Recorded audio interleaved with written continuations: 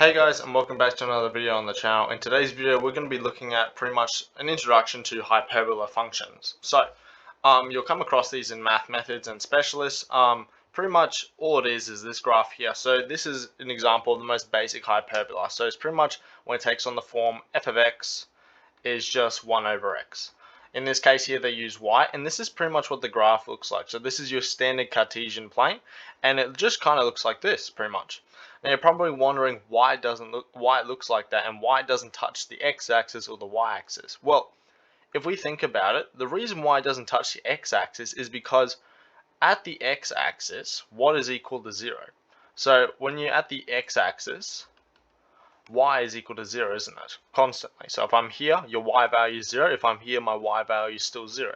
So if I had that equal to 0, so for example, if that was 0 and I had 1 over x, if I multiply both sides by x, I'd have 0 equals 1, which isn't true. So hence y is the reason why that graph doesn't touch the x-axis.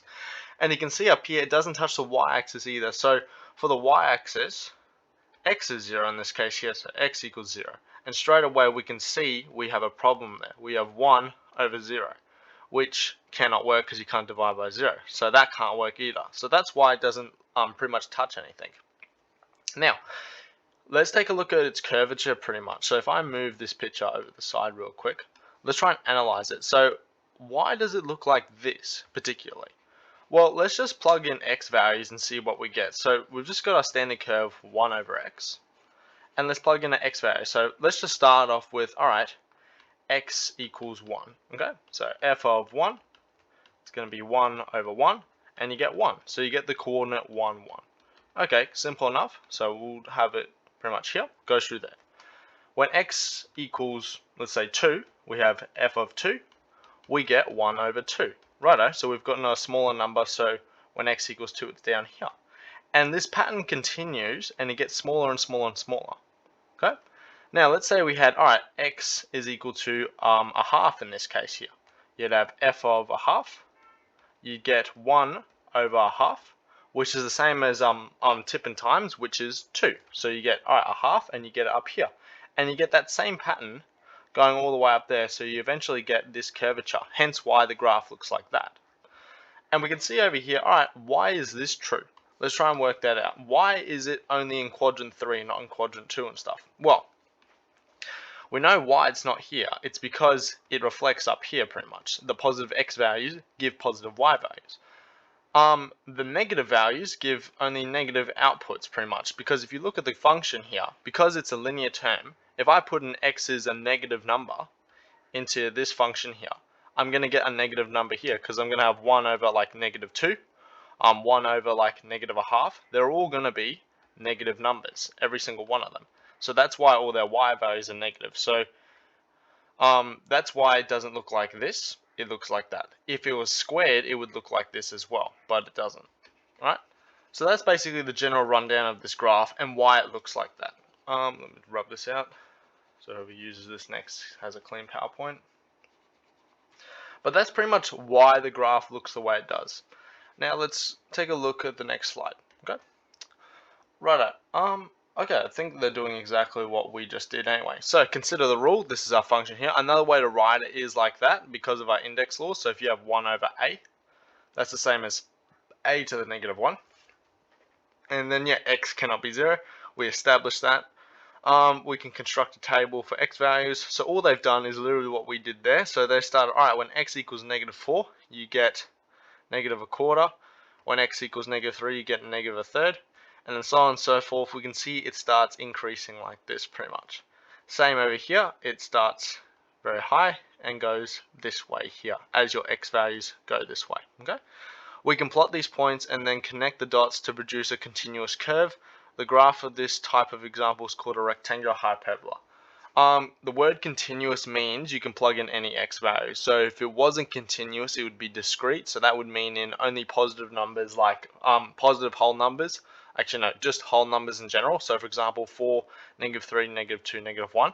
But because we can plug in, alright, we can actually plug in 0.333 if we wanted to, or negative 0.197. We can plug in any number into this equation. That's why it's continuous. Note that y is undefined when x equals 0, we've established that, and that there is no x value that will produce y equals 0. So what we pretty much call those is asymptotes. So for example, you have asymptote here and here.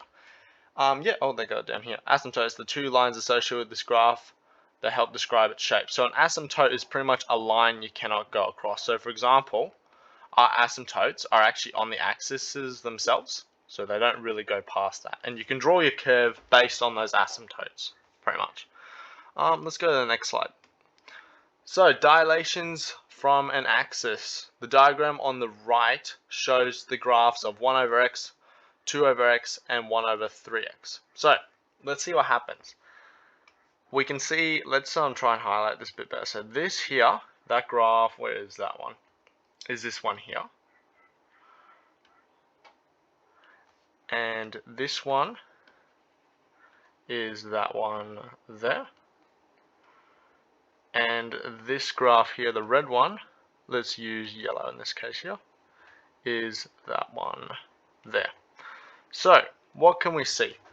When we have 2 overwards over the top, the graph gets further, well, it looks like it's going this way at the moment. But what's actually happening is it's getting stretched away from the x-axis. So let's just make a new slide to demonstrate what we pretty much have here. So if I go home and go new slide, let's get rid of this, for example. I just want to be able to draw. So we have y equals 1 over x. That's your basic curve. That looks like this. And now we have a number up here. So we have, let's say, y equals 2 on x. So if you plug in x equals 1, you're going to get y equals 2. So to start off with, we've got the point here 1, 1 for our normal curve here. But when you plug in x equals 1, your y values now is up here pretty much. If I plug in x equals, let's say, a half, so that will be, if you plug in x equals a half, you'd have x equals 2 here, but now you have it up here pretty much with this graph, because if you plug in this into here, you're going to get 4.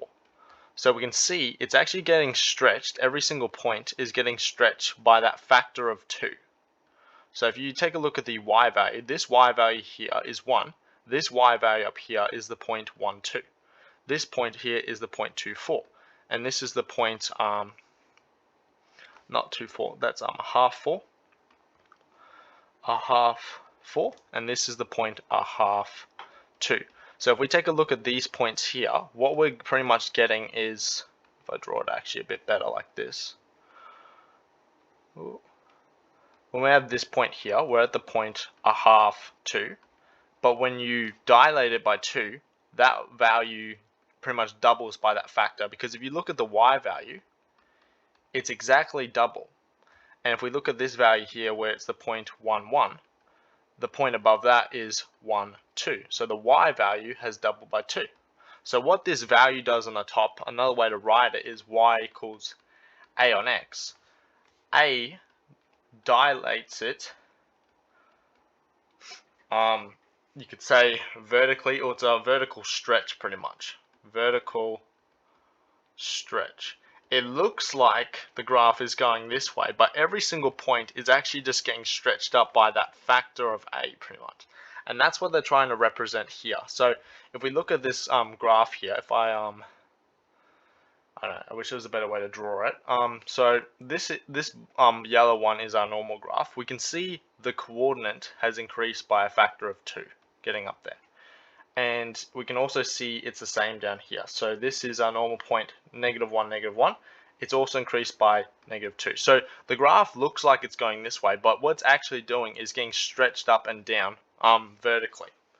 So you could think of it as a vertical stretch if you want. So it's getting stretched by a factor of this. Now let's take a look at the curve 1 over 3x. So it's kind of doing the opposite. It's actually getting, oh, I've rubbed out all my colors. It's actually getting compressed by a factor of 3. So if we've got a normal curve here, we can see it's getting squashed. So if we take our point 1, 1, it's getting squashed by a factor of a third pretty much. So it's going from 1 to a third. And then what else is happening? Did we get given any other points? No, not really. got this one here, it's also getting squashed by a factor of a third. So these numbers here is getting dilated by a factor of 2 or getting dilated by a factor of a third pretty much. So it's pretty much one or the other.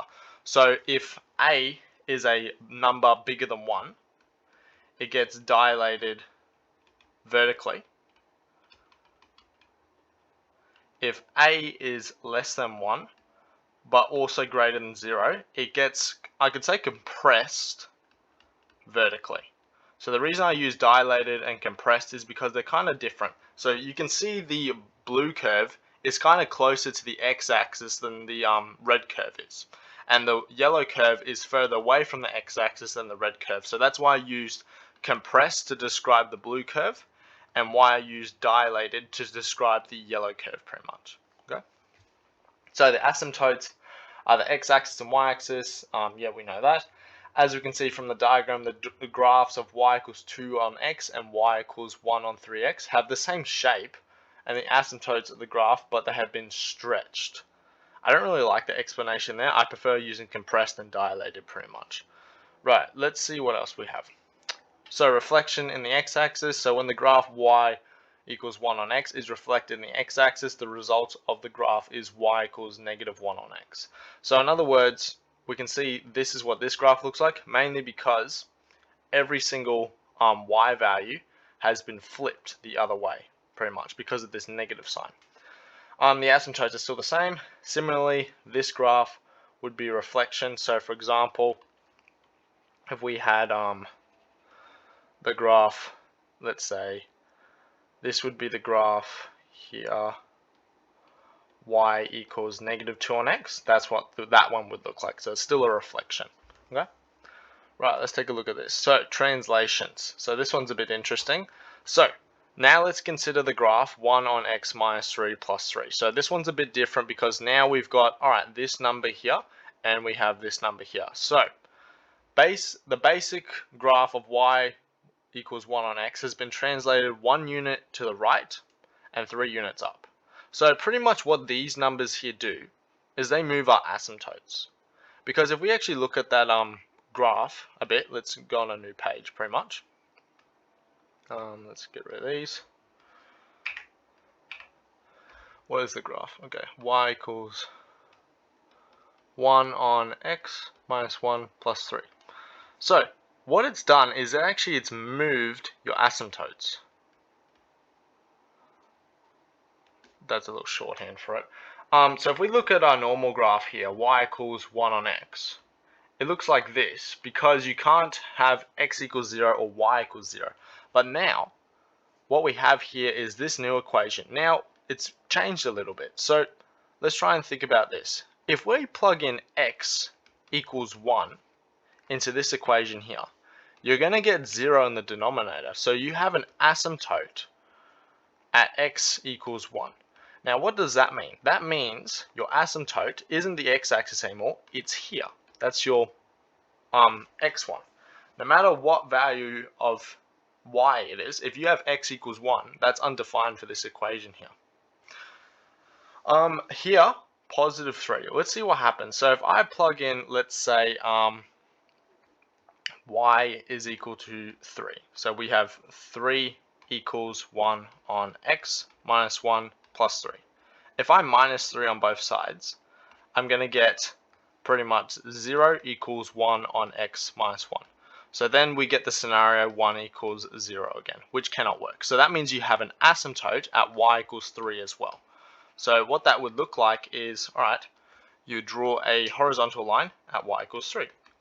So this are your new asymptotes. So the curve is going to kind of look something like this. So this would be your curve y equals 1 on x minus 1 plus 3.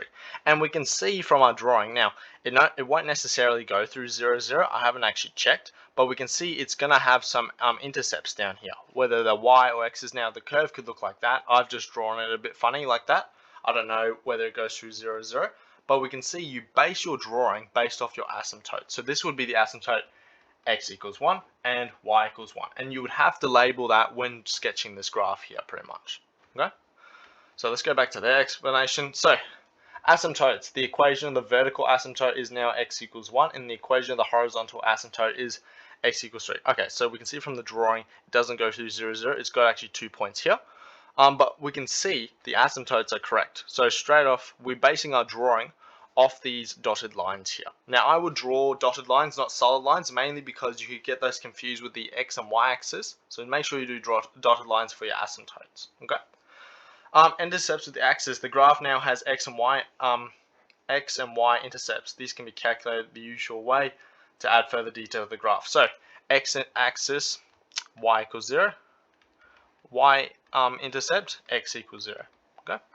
So that's about it for that one. Let's look at the general summary of it. So if we take a look at this, for a is greater than 0, a dilation of a factor a from the x-axis transforms the graph y equals 1 on x to the graph here, pretty much. A reflection in the x-axis of this graph to the graph here. So that's pretty much putting the negative sign in front of it. Right here, this controls pretty much everything. So if we have pretty much y equals a on x minus h plus k, k pretty much moves it up and down. H moves it sideways. So let's just go left and right. Because they control, these guys here control your asymptotes, which pretty much controls the entire thing in the graph. Okay. You can see they're counterintuitive. So if we actually look at the previous example, we've got x equals x minus 1, but your asymptote is at positive 1. So this bit here is counterintuitive. So if this is negative, your asymptote is going to be positive.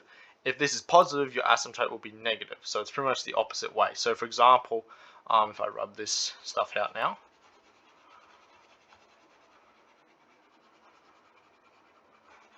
if I had the, let's say, graph y equals 1 on x plus 3, that means I'm going to have an asymptote at negative 3. So x equals negative 3. So it would look something like that. Okay?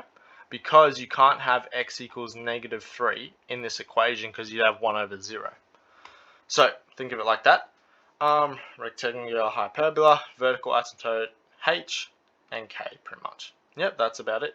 Right, let's get into pretty much sketching some of these graphs. So let's take a look at example 1. So sketch the graph y equals 2 over x plus 1 minus 3. Okay, so asymptotes. We have an asymptote at x equals negative 1 and y equals negative 3. So if I draw an axis, we have x and y.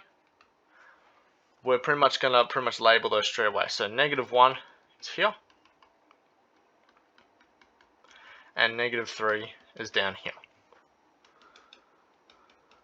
And now we pretty much base it off. Now, it's positive, so it's going to look something like this, not something like this.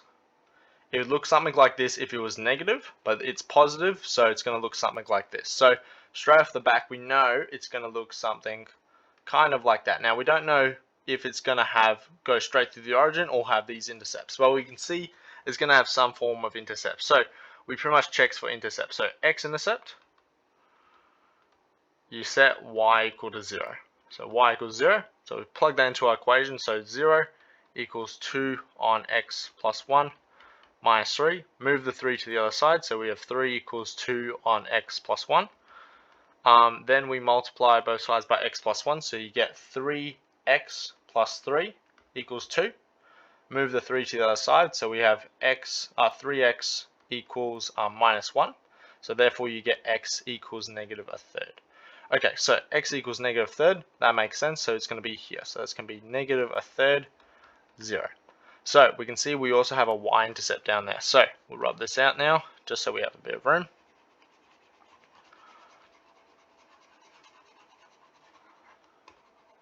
So y-intercept, x equals 0. So x equals 0, so we have y equals 2 on 0 plus 1 minus 3. So in other words, we have y equals 2 minus 3, because 0 plus 1 is 1. 2 divided by 1 is still 2, so we're going to have y equals negative 1. So that point here is going to be 0, negative 1. And that's all you have to include. I could draw some arrows here to pretty much show that the curve continues forever, but that's pretty much your sketch there. You've got your asymptotes and you've got your intercepts. And your intercepts pretty much let you know about this 2 factor, because if this wasn't 2, then it wouldn't be these numbers here particularly because of the algebra. Anyway, that's the first part of this video. In the next part, we're going to be going over pretty much these graphing techniques down here with all these other questions, but stay tuned for that. Yeah, thank you so much for watching the first part, and I'll see you in the second one.